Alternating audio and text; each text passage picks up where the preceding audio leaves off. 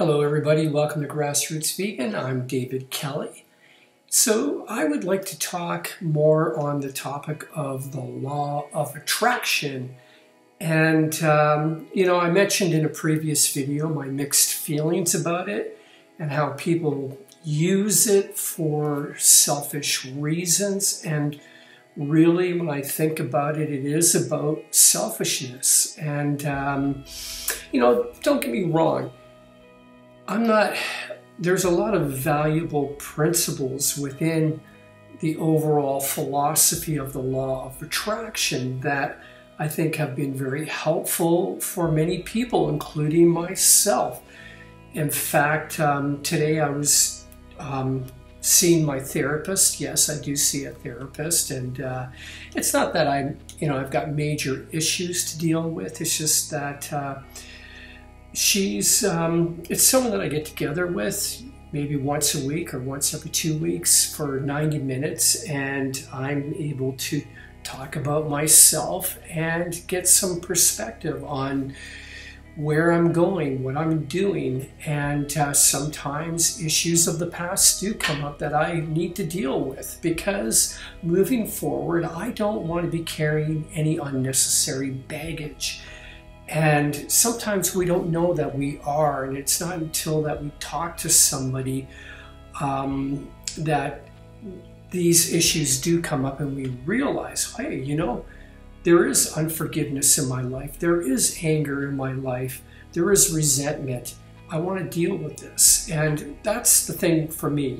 I want to be able to clear myself as much as possible with any negative emotions that could burden me down or could taint any future endeavors. So this is a part of why I see a therapist.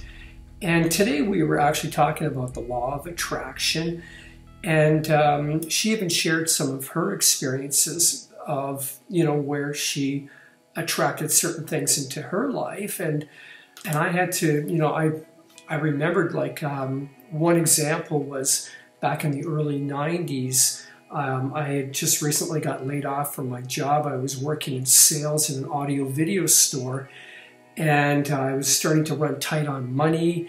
I was running short on art supplies, and then one day I went out for a walk feeling a little bit discouraged, and I just had this sudden premonition, I guess you could say, of feeling like I was going to come into $1,000, and it was a very exact number, $1,000. And this is before I even understood the law of attraction or anything like that. I never even heard of the law of attraction at that time. I entertained that thought basically with a certain measure of humor. I said, okay, I'm getting $1,000. I'm getting $1,000, and it was I was doing it in sort of a jokingly kind of manner.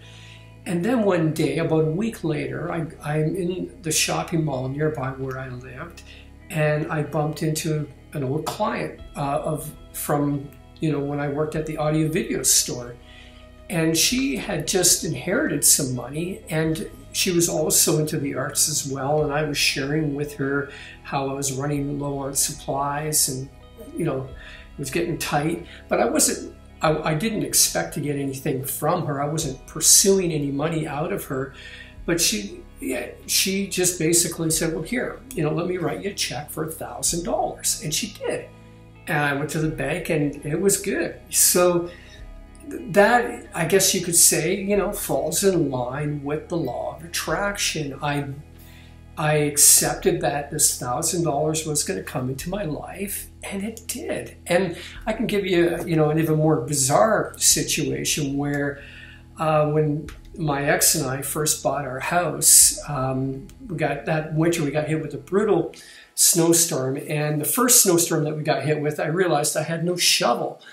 And I needed to shovel the driveway, so I thought, okay, I'll walk down the street to the hardware store and buy a shovel. And as I was walking down to the hardware store, a city truck drove by, and one of the shovels from the city truck fell off right beside me. And the truck just kept on going, and there it was, a free shovel. So, I'm sure we can all come up with those kinds of experiences, and you could probably find some relationship there with the law of attraction, where when you're in the right, when you're in a certain vibrational state of mind, you attract things to your life. But it's not, to take it a step further and make it into a philosophy of life, this is where it becomes problematic. And also where it becomes, I believe, problematic is when someone who is maybe coming out of let's say, a traumatic situation, or have serious issues in their past that has really, affected their self-esteem and their self-confidence. When, trying to use certain methods to overcome those issues, like, positive mental attitude, visualization, and trying to change your mindset to overcome those deeper issues, I think that you're going to run into problems. Like, you may, experience for a while positive results, but if those issues are still unresolved within you, then they're going to come up and rear their ugly head at some point and sabotage any kind of success you've experienced in your life. And so if there are deeper issues that need to be dealt with, you need to stop and deal with those issues, come to terms with them. And that's where you need to talk to somebody about it and work through them. And sometimes, and there's no quick solution here. There's no formula that you can just apply to your life and then right away you're a different person. If those issues are there, you need to work through them, and it just takes time to do that. But other than that, I like the idea, of actually, there's one book that or one writer that I would really recommend if you want to get into the whole positive mental attitude stuff and visualization and setting goals and pursuing success and pursuing wealth. Napoleon Hill. I've read a lot of different authors in this particular area, and Napoleon Hill, he's he's basically early part of the 20th century. I find his work very practical. He's not just giving you pie in the sky. Yeah, he's not just giving you abstract ideas to work with. He's giving you concrete applications. Like, action is equally as important as the mental attitude. It's not enough to just visualize. It's not enough to just welcome wealth into your life and expect it to come. You really do have to you have to have very specific goals and then take the necessary steps towards those goals. You need to be focused, and you need to be willing to work hard at it. And this is what I really like about Napoleon Hill, is that practical application. That yes, you can be successful, you can achieve your goals and your dreams, but it's going to require focus, discipline, and hard work. Anyhow, so the law of attraction, the area where I really have problems with it, and where I even find it to be not only just disturbing, but right down dangerous as a philosophy, as a worldview, is in the writings of Esther and Jerry Hicks, the law of attraction. I know you see the words backwards there, but a lot of you are familiar with the Hicks. And Esther, I guess, what is it? She's like a medium for these spirits that come in the name of Abraham. And, right away, there's where I'm suspicious, like, okay, what's going on here? These spirits from the other side of from the spiritual world are coming here to give us wisdom about how life and everything really does work. And they've chosen Esther Hicks as their medium to do this right away. That just, that should basically raise some alarm bells right there.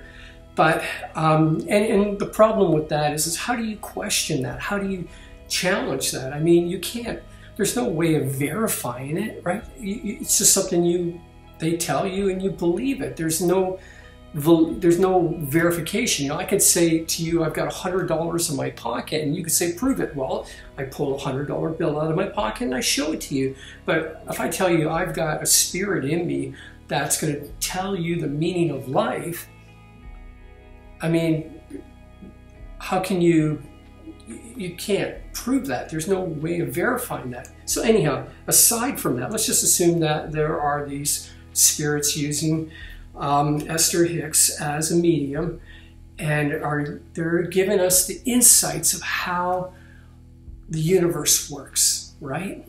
And if we just follow these very basic principles, we will get whatever we want in life. It's so easy. And this is the message that they're giving in the law of attraction. And it's about having your mind and your emotions being in the right vibration to receive and attract what you want. And, you can even, like attracts like. You could probably even find some kind of science to back this kind of thinking up, to back this thinking up. But here's where it gets scary. And it's not only do you attract those things that you think about and are preoccupied with, the positive things, but if you are preoccupied with negative thoughts and negative things, you also attract those things into your life as well. And so and that is necessary in order for the law of attraction to be consistently logical. You also have to accept the fact that any negative events, any kind of suffering or violence that occurs in someone's life is because that person has attracted that into their life based on the vibrational frequency that they're existing in. This gets very disturbing because, what about a rape victim? What about someone who's being violently raped? And, they deal with questions like that. Like, here's one of the questions: what about when sexuality becomes a violent experience? And Abraham, the spirit or spirits, answers, no matter what the subject is, it is important to understand that there are no victims. There are only co-creators. You are all as magnets attracting onto you the subject of your thought. And so, if there is one who gives thought to or one who speaks much about rape, then it is very likely that they will be the victim by their words of such an experience. Because by law, you attract onto you the essence of that which you give thought to. So, and then there's another part here where it says, now true, none of us feel joy in watching another being raped or watching another being robbed or murdered. Those are not pleasant experiences. But when you come to the point of understanding how you attract these events in your experience, you will no longer give thought to that. And then you will no longer be one who's even seeing any of that. So this is kind of bizarre. It's like once you have this insight of why people experience violence in their life, and it's because they're more or less co-creators of that violence, they're not victims, then once you have that understanding, you almost don't see that anymore because you have a higher level of understanding why these things happen. And now this also, the Hicks also introduced reincarnation into their line of thinking, which, kind of works into this whole, in order to keep the logic together about the law of attraction, you kind of need also reincarnation to be a part of it. Like they even talk about, you know, babies who experience violence or harm. And even then, you know, they're not victims. And so this becomes very disturbing. I mean, someone gets raped and you're basically telling them that they attracted that into their life. What about the Holocaust? You know, what about all the starving children in the world? What about the wars where people are just, you know, men, women, and children that are caught in the middle of a war zone? Like, there's so many scenarios I could just bring up where, according to Abraham, speaking through Esther Hicks, they attracted this into their life. They were in that vibrational frequency that brought this upon them. This is horrible stuff. This is false teaching. It's lies. Don't buy into this garbage. It's harmful. And that's where I'm uncomfortable with the law of attraction as being a philosophy of life. The thing is, you know, what's appealing about this book is that there's a lot of, I would say, principles and teachings in here that are valuable, that are useful, that you can apply to your life, and they're going to work quite well. And I'm all for, you know, getting out of the victim mentality and taking responsibility for your life and moving forward, taking action. I'm all for that. But when you take the law of attraction as a philosophy, according to Esther and Jerry Hicks, it's a false teaching. It's a lie. And it's, I would even say to a great extent, it's evil. It's dangerous. So, what do you think? Leave your comments below. And if you like this video, give me a thumbs up. If you don't be shy, give me a thumbs down. And if you haven't already, subscribe to my channel. Take care.